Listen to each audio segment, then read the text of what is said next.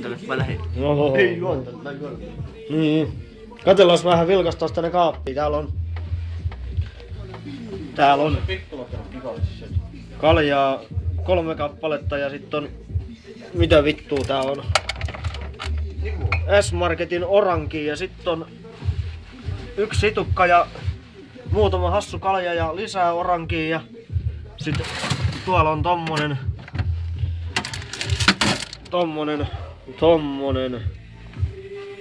semmonen. Semmosta löytyy sieltä. Ja sitten hyökätään tänne toiselle kaapille. Tässä on 2 päivän tuotokset. Semmosta siellä. Siinä on 7 kappaletta varmaan. 7 kertaa 7 on alakerrassa ja yläpuolella on 3 kertaa 6 plus 5. Siellä on. Ja sit tässä on osa toissa viikonlopun tuotoksia, kun oltiin massaliha ja nulleetti oli kivasti täällä käymässä.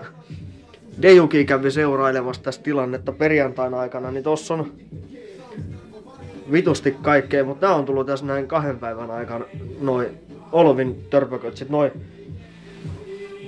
Tossa pitäisi olla 4 noit koffinkoppaa kivasti ja sit tuolla on jotain vanha Karjala ja mikäköhän toi toinen on ja Saku näköjään juopoteltu täällä näin kivasti.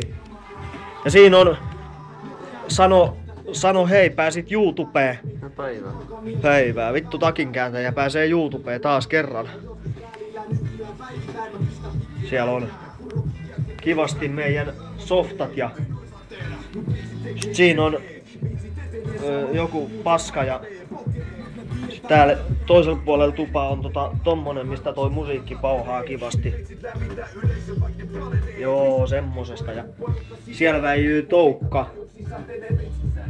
Ja sit toukal vähän evästä tossa piti ottaa sulamaa kivasti ja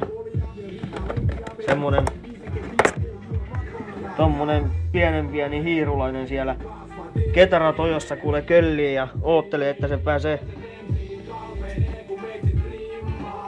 ruokapalaksi. Se on semmonen, mitenköhän toi on?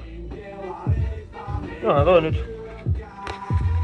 Se on semmonen pieni, sen kokonen ötökkä se on, mitä se kohta nauttii tossa kivasti.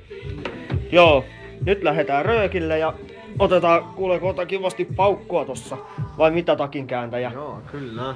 Eiks oo kiva, kun tehdään videojuontoa tälleen suoraan YouTubeen? Joo, kyllähän se. Joo. Se oli tosissaan nulletin toiveeksi ollutkin. Oli. Joo, mut sit röökille. Röökille. Kivasti.